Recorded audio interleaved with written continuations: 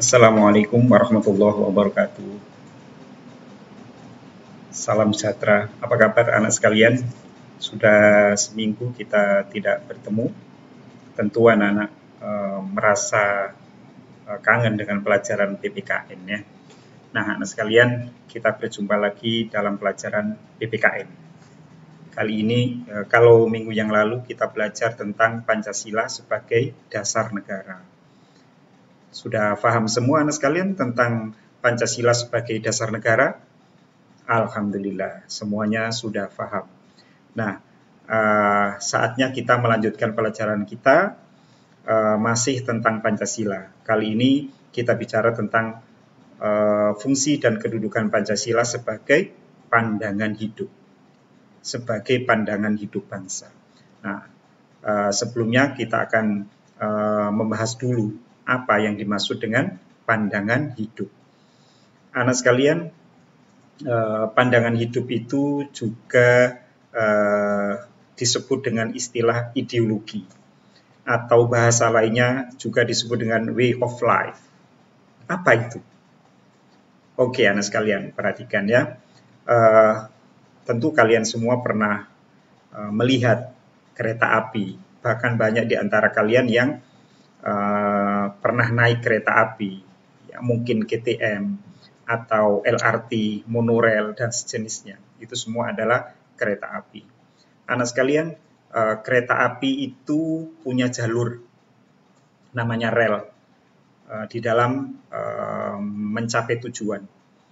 Pernah nggak anak-anak bayangkan bahwa bagaimana kalau seandainya kereta api itu berjalan tidak di atas relnya? Bisa berjalan nggak?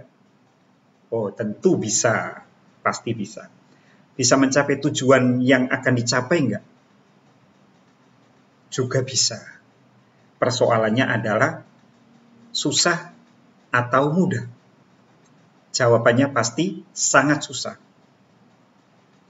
Dan tentu akan memakan waktu yang sangat lama. Karena kereta api memang seharusnya berjalan di atas relnya. Oke, yang kedua anak sekalian, pernah nggak kalian melihat orang buta berjalan membawa tongkat? Mungkin kalian juga pernah melihat ada orang buta berjalan tidak memakai tongkat. Tentu akan berbeda. Apa bedanya anak sekalian? Kalau orang buta berjalan menggunakan tongkat, itu akan lebih cepat sampai di tempat tujuan daripada orang buta yang tidak memakai tongkat. Tongkat di situ sebagai apa, anak sekalian? Penunjuk jalan, penunjuk arah di dalam mencapai tujuan. Jadi tadi ada rel bagi kereta api, tongkat bagi orang buta. Itulah anak sekalian perumpamaan bagi sesuatu yang disebut dengan ideologi atau pandangan hidup. Nah, kalian sekarang berarti sudah tahu apa manfaat dari pandangan hidup. Nah, sama dengan manfaat rel bagi kereta api dan manfaat tongkat bagi orang buta, yaitu penunjuk arah, mempermudah mencapai tujuan. Paham sekalian sampai di sini? Nah, mari kita pelajari lebih lanjut.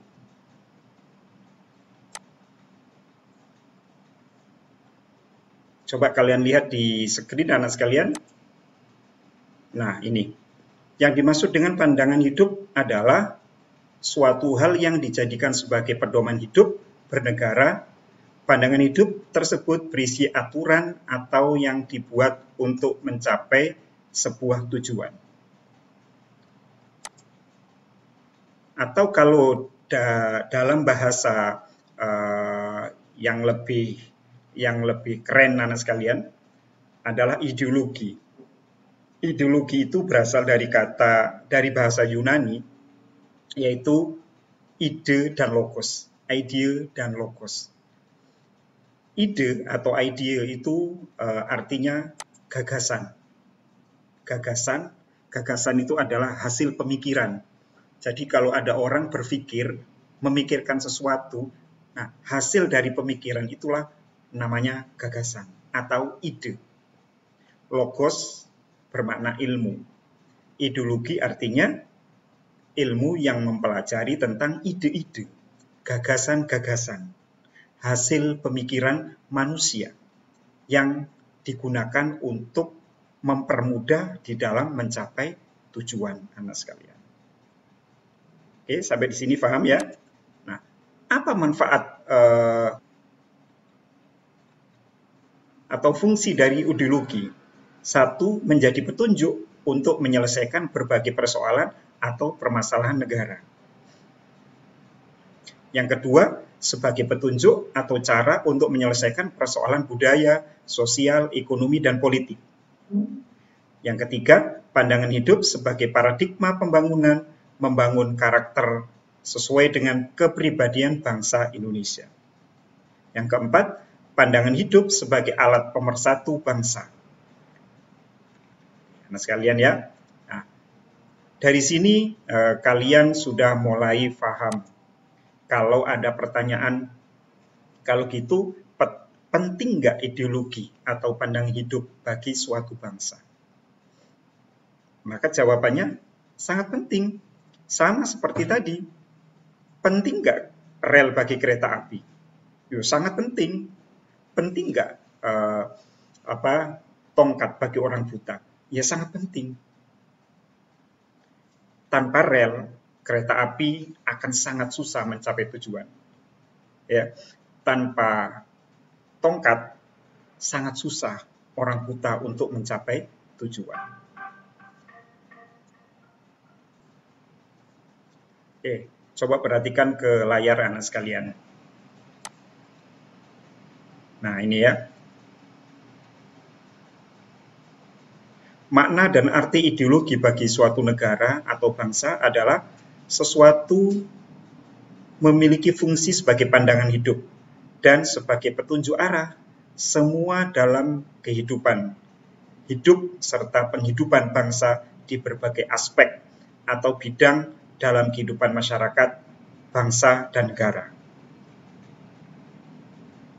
Secara umum, anak sekalian, ideologi itu diartikan kumpulan suatu gagasan-gagasan, ide-ide, keyakinan-keyakinan dengan menyeluruh dan sistematis menyangkut seluruh bidang kehidupan manusia. Nah, ini selanjutnya kalian bisa baca, anak sekalian.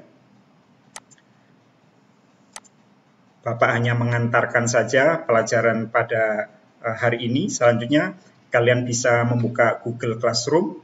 Sudah Bapak siapkan materinya, ada berupa doc, berupa Word, berupa video, dan juga ada yang berupa PDF. Silakan kalian baca, lalu kemudian kalian isi tugas yang sudah Bapak sediakan. Semoga kalian semua bisa mengerjakan dengan baik. Selamat berjumpa kembali materi yang akan datang. Assalamualaikum warahmatullahi wabarakatuh.